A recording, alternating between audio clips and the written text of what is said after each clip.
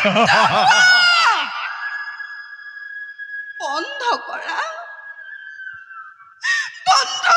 তোমাৰ প্ৰলাপ কাহিনী। ফুকন নমস্কাৰ। পোনপ্ৰথমে মই গুৰু দুজনালৈ প্ৰণাম জনাইছোঁ আৰু ইয়াত উপস্থিত থকা সকলোলৈকে মোৰ ভক্তি প্ৰণিপাত জনাই মই আজি আপোনালোকৰ আগত ৰাম পৰাজয়, সীতাৰ পাতাল গমন, নাটখনিৰ লক্ষ্মণ চৰিত্ৰটি আৰু কুৰ্ম অৱতাৰৰ ৰাহু চৰিত্ৰটি আপোনালোকৰ আগত উপস্থাপন কৰিবলৈ ওলাইছোঁ।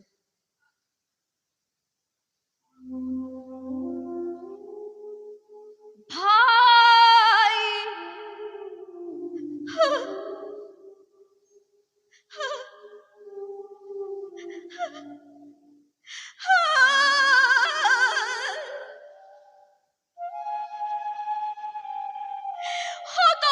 বৰ্যঘাত হ'ল আজি লক্ষ্মণৰ শিৰত।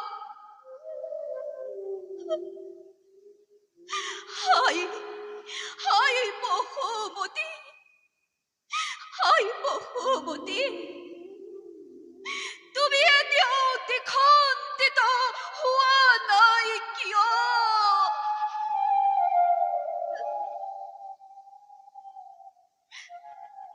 হৃদয় হৃদয় তই জ্বলি উঠা নাই কিয়? যিদিনা ৰাজ্য ৰাৱণে জানকী মাতৃক হৰণ কৰি নিছিল, সেইদিনাতো তই জ্বলি উঠিছিলি।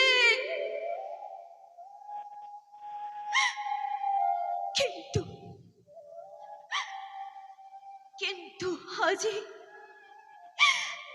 ৰাজ্যৰ ধন পৰিহৰি ত্যাগ কৰি মোৰ স্নেহৰ উৰ্মিলা ৰাজ কাৰিগত তোমাৰ বাবে দাদা, তোমাৰ বাবে মই শৰীৰত মেৰিয়াই লৈছো বাকলি বসন।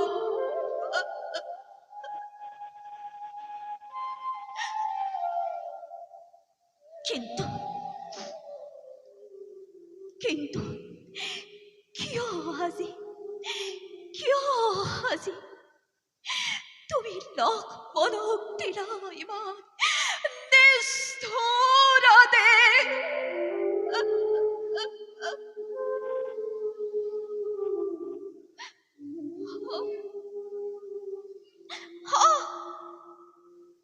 সেয়াই আছিল নেকি তোমাৰ? সেয়াই আছিল নেকি প্ৰতিদান তোমাৰ এই লক্ষ্মণক?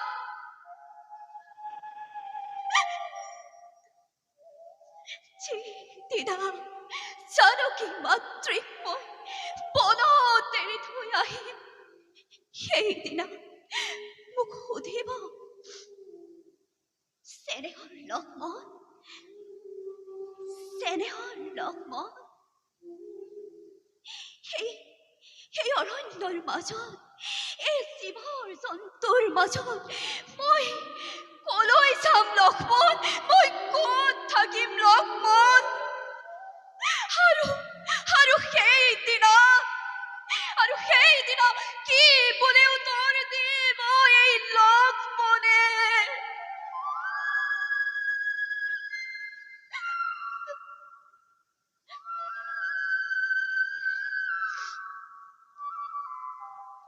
নাই, মই আৰু এনেদৰে বিচলিত হলে নহব। কাৰণ জ্যেষ্ঠ ভাতৃ মোৰ পিতৃতুল্য।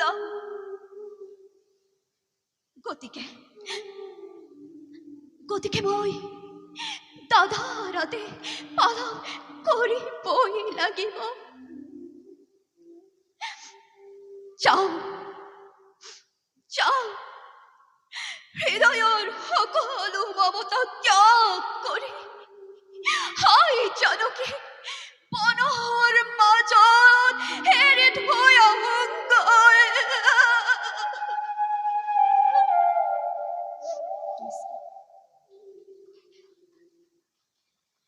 এইবাৰ মই কুৰ্ম অৱতাৰ নাটভাগীৰ ৰাহু চৰিত্ৰটি আপোনালোকৰ আগত উপস্থাপন কৰিবলৈ লৈছোঁ।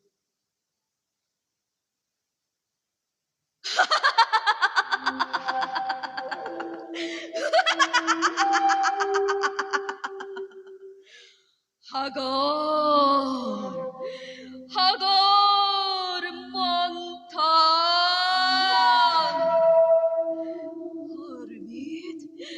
অৰ্বিত প্ৰাণ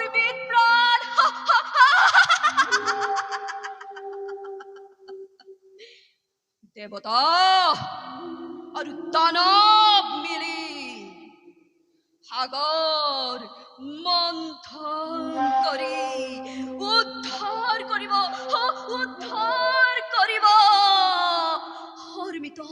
হৰমিতৰ ভাণ্ডাৰ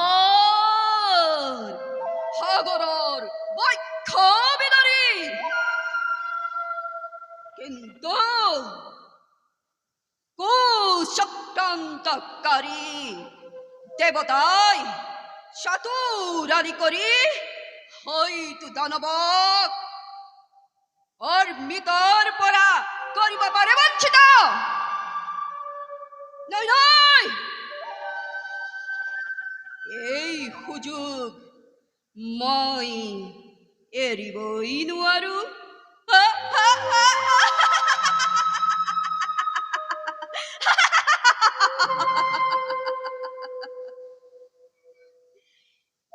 চলে বলে কিংবা কৌশলে হলেও মই অৰ্মিত ভক্ষণ কৰিবই লাগিব। যাওঁ এতিয়া অৰ্মিতৰ ফালে। নমস্কাৰ। সকলোলৈকে ভক্তিপূৰ্ণ সেৱা নিবেদি আজি প্ৰতিযোগিতাখনিত মই সাবিত্ৰী সত্যবান নাটভাগীৰ সাবিত্ৰী আৰু অম্বাজী ত্যাগ নাটভাগীৰ অম্বাৰ চৰিত্ৰটোৰ সংলাপ নিক্ষেপ কৰিবলৈ আগবাঢ়িছোঁ। সত্যবান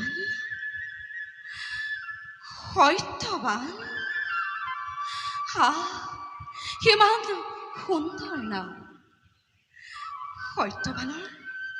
সত্যবানৰ নামৰ উচ্চাৰণে ৰোমাঞ্চিত কৰিছে দেশ মোৰ।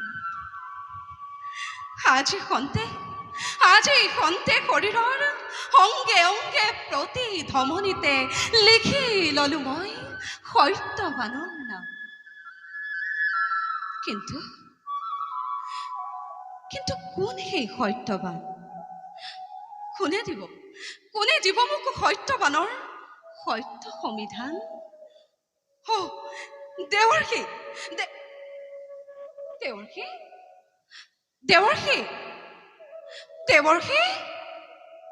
কি আচৰিত! দেৱৰ্ষি দেখোন ইয়াত নাই। দেৱৰ্ষি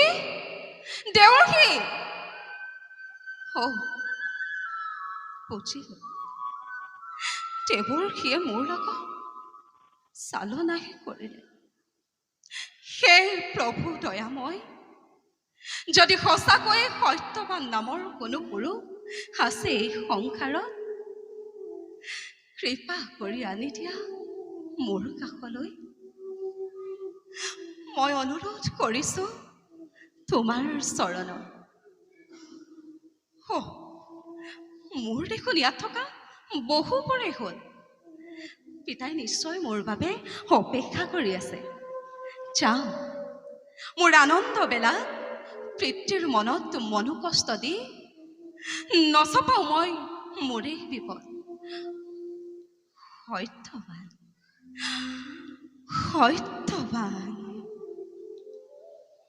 ধন্যবাদ। আজি অধিবাস, কালিলৈ বিবাহ। যুগল কপুতি সমদৈ ভক্তি মোৰ আনন্দতে কৰিছে বিঘা। কিন্তু তেনেদৰে কিয় আজি মই কৰিব পৰা নাই আনন্দ? কিয় আজি বুকু মোৰ কপে ঘনে ঘন বিৰহেতো নিশাৰ শেষে দেখিলো এক অদ্ভুত সপোন। দেৱ ক্ৰান্তিৰ যুৱকে স্কন্ধে ধনু কথিত কৃপান মোৰ শ্ৰীমন্ত যেন দেৱ সেনাপতি মেলি থৈ সুঠাম ভোজতই আহ্বান কৰিছে আমাক ৰথত উঠিবলৈ। শালবৰাজক ভাল পাওঁ মই, তেওঁক আগতেই মই স্বামী ৰূপে কৰিছো বৰণ, আৰু স্বয়ংবৰতো মই তেওঁকে পৰমান্য কৰিম অৰ্পণ। তেনেস্থলত কিয় মই দেখিলো সপোন।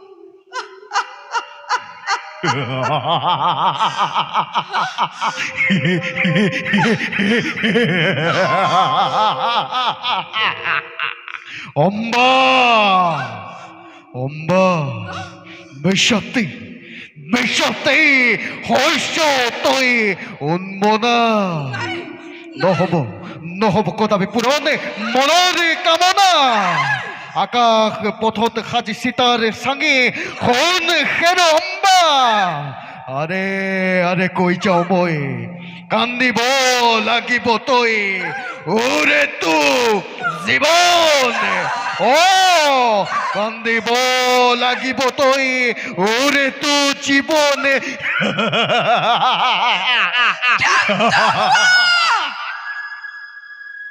বন্ধ কৰা তোমাৰ প্ৰলাপ কাহিনী।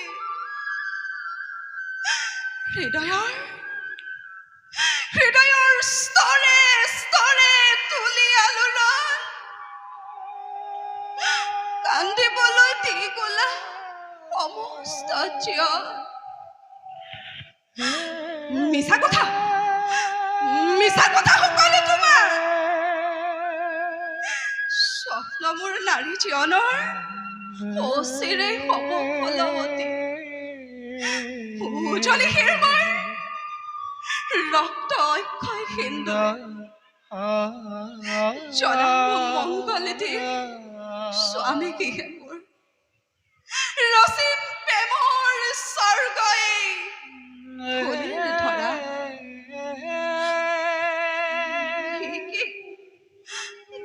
দুৰু কপে মোৰ প্ৰাণ।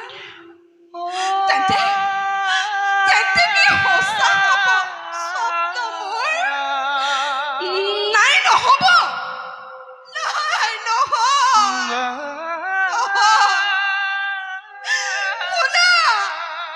শুনা হেৰ কৃষ্ণ বৰ্ণৰিকে নকৰিবা খেলা তুমি নাৰীৰ জীৱনক লৈ।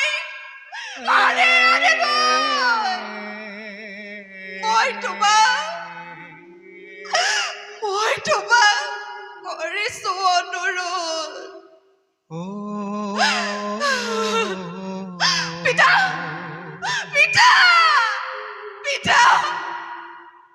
বন্ধ কৰা পিতা।